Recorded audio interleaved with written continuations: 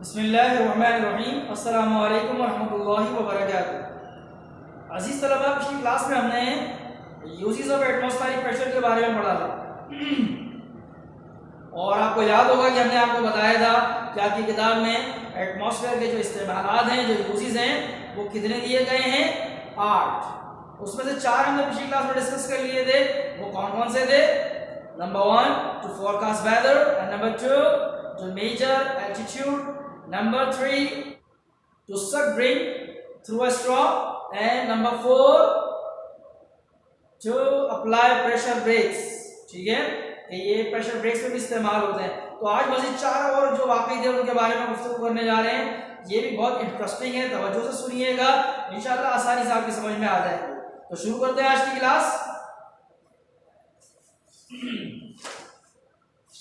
Today our topic is uses of atmospheric pressure। uses of atmospheric pressure 4 हमने पहले पढ़ लिए थे, आज 5वें की बात कर रहे हैं हम। तो 5वां क्या है? To suck dust into vacuum cleaner. To suck dust into vacuum cleaner. Vacuum cleaner समझते हैं, घरों में इस्तेमाल किया जाता है सफाई के लिए। वैक्यूम क्लीनर में आपने देखा होगा कि वो जो उसके आगे एक पाइप लगा होता है, वो हवा को बहुत तेजी से अंदर सक कर रहा होता है और उसके जरिए तमाम डस्ट वगैरह या कचरा सारा का सारा वैक्यूम क्लीनर के बॉक्स में जा रहे होते हैं। तो ये किस तरह होता है, इसके पीछे भी बाकायदा साइंस है। यही एटमॉस्फेरिक प्रेशर वहाँ काम करता है।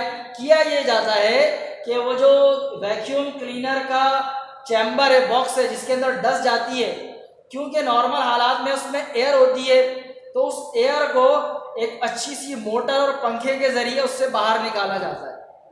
जब उसमें से एयर को बहुत प्रेशर के साथ बाहर निकाला जाता है ना, तो पाइप जो उसमें से एक पाइप निकल रहा होता है ना, जिससे सफाई की जाती है आगे से फर्श के साथ जो होता है, तो उस पाइप में बहुत तेजी से एयर अंदर दाखिल होती है। जो चैम्बर है उसके अंदर खला को पुर करने के लिए, उसके अंदर जो वैक्यूम क्रिएट हुआ है उसको फिल करने के लिए। क्या बताया मैंने?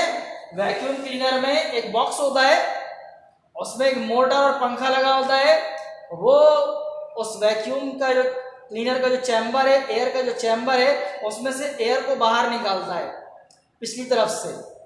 और इस चैम्बर का एक सिरा जो है उसमें पाइप जुड़ा हुआ होता है जो फर्श के साथ होता है। तो जैसे इसमें से एयर को रिमूव किया जाता है तो यहाँ पर प्रेशर क्या हो जाता है? 0 हो जाता है। एयर निकल जाती है तो प्रेशर 0। और बाहर कितना प्रेशर है? बाहर जो है वो 760 मिलीमीटर mmHg प्रेशर है ना। तो वो प्रेशर हवा को अंदर धकेलता है। तो जैसे एयर अंदर जाना शुरू होती है तो उसके साथ डस्ट भी अंदर चली जाती है। तो इस तरह वैक्यूम क्लीनर में एटमॉस्फेरिक प्रेशर जो है वो काम करता है। यानी वैक्यूम क्लीनर एटमॉस्फेरिक प्रेशर के प्रिंसिपल पर काम करता है, उसकी मदद से काम करता है और उससे सफाई की जाती है। बात समझ आई? Number 6 to fill tyre with air with the help of air pump। to fill tires with air with the help of air pump। Air pump समझते? आमतौर पर जो साइकिल इस्तेमाल करने वाले होते हैं, वैसे तो आजकल मशीनों से हवा भरी जाने लगी है, लेकिन साइकिल जो इस्तेमाल करते हैं तो साइकिल के टायर में हवा भरने के लिए एक पंप होता है जो हाथ से चलाया जाता है। ये स्क्रीन पे आपको नजर आ रहा है, ये पंप, इसको कहते हैं एयर पंप। क्या कहते हैं? Air pump. ये साइकिल का टायर में हवा भरने के काम आता है। कैसे भरता है ये हवा?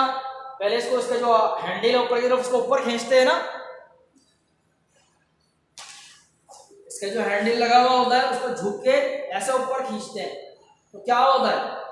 अंदर ये जो पाइप होता है, इसका लोहे का जो प्लास्टिक का जो पाइप होता है ना, उसमें से एयर बाहर निकल जाती है और उसके अंदर वैक्यूम क्रिएट होता है और हवा अंदर जाती है। सुराख आपने देखा होगा, ऊपर कहीं ना कहीं सुराख होता है जिसके जरिए हवा अंदर जा सके। तो उसमें एयर जाती है, अंदर प्रेशर कम होता है, बाहर प्रेशर ज्यादा है, तो एयर पंप के अंदर जाती है, फिर उसे दबा दिया जाता है। तो जैसे आप उसमें मजीद प्रेशर डालते हैं तो वो टायर में चला जाता है। फिर ऊपर खींचते हैं तो बाहर से सुराख के जरिए हवा पंप में आ जाती है, क्योंकि बाहर प्रेशर ज्यादा है और आपने जो खींचा इसकी वजह से इसके अंदर एयर खाली हो गई। सही? तो अब अंदर प्रेशर कम है, बाहर प्रेशर ज्यादा है, तो बाहर की एयर अंदर आती है, फिर आप उसको दोबारा से दबा के टायर में भर देते हैं। तो इस तरह एयर प्रेशर या एटमॉस्फेरिक प्रेशर की वजह से टायरों में हवा भरी जाती है। इसी तरह बलून का जो पंप होता है उसमें भी हवा भरते हैं, या जो इन्फ्लेटिंग बाथ टब होते हैं फुलाने वाले प्लास्टिक के, इंटेक्स वगैरह के जो बाथ टब होते हैं या स्विमिंग पूल होते हैं उनमें हवा भरी जाती है। छोटे होते हैं तो उनमें पंप से हवा भरी जाती है, तो वो पंप भी एयर पंप कहलाता है, वो भी इसी प्रिंसिपल पे काम करता है। बलून फुलाने के लिए जो पंप होते हैं हाथ से ऐसे दबाने वाले, तो वो भी जो है वो एयर पंप्स होते हैं, उनमें भी ये वही प्रिंसिपल काम करता है जो मैंने आपको यहाँ एयर पंप में बताया।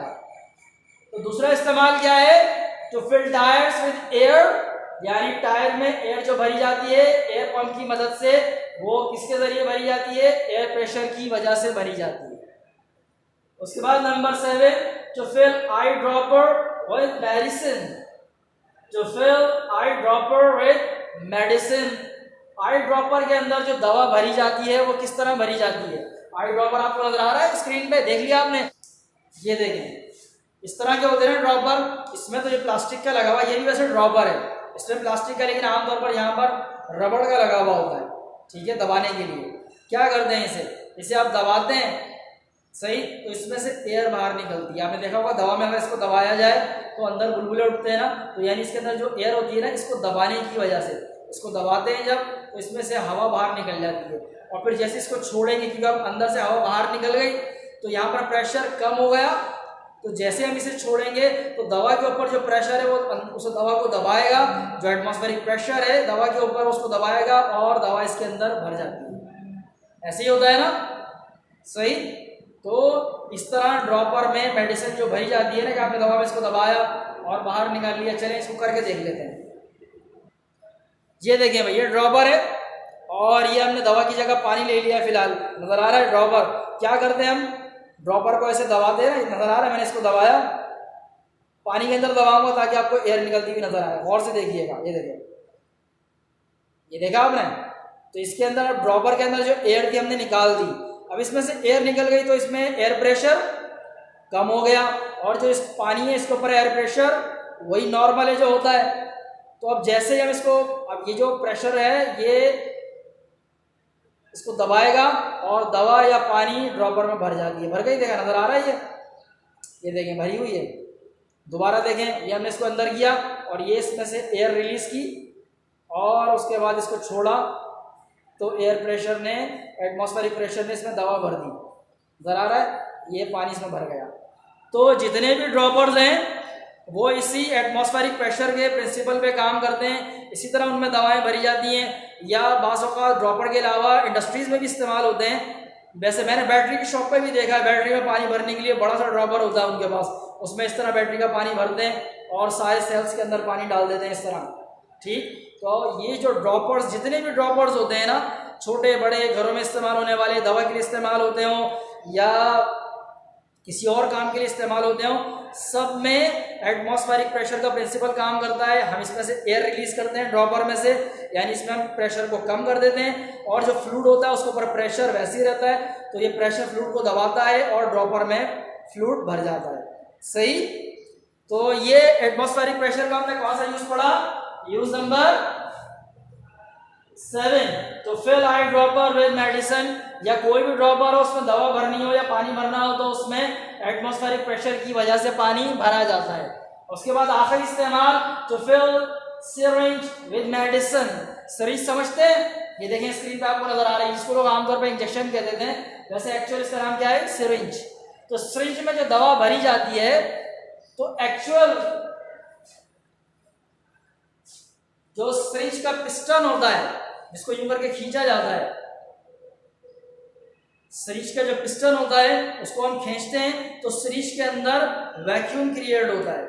ये स्क्रीन पे आपको नजर आ रहा होगा ना, तो जैसे वैक्यूम क्रिएट होता है तो बाहर का जो प्रेशर है वो दवा के ऊपर आता है, क्योंकि वो नॉर्मल प्रेशर है और सिरिंज के अंदर प्रेशर हमने कम कर दिया है। तो कम प्रेशर होने की वजह से दवा के ऊपर जो प्रेशर है वो दवा को अंदर सिरिंज में जाने के लिए मजबूर करता है। तो इस तरह सिरिंज में दवा भर जाती है। आसान है ना, सिरिंज के अंदर हमने प्रेशर को कम कर दिया, हमने इसको पंप पिस्टन को बाहर खींचा तो इसमें से एयर निकल गई।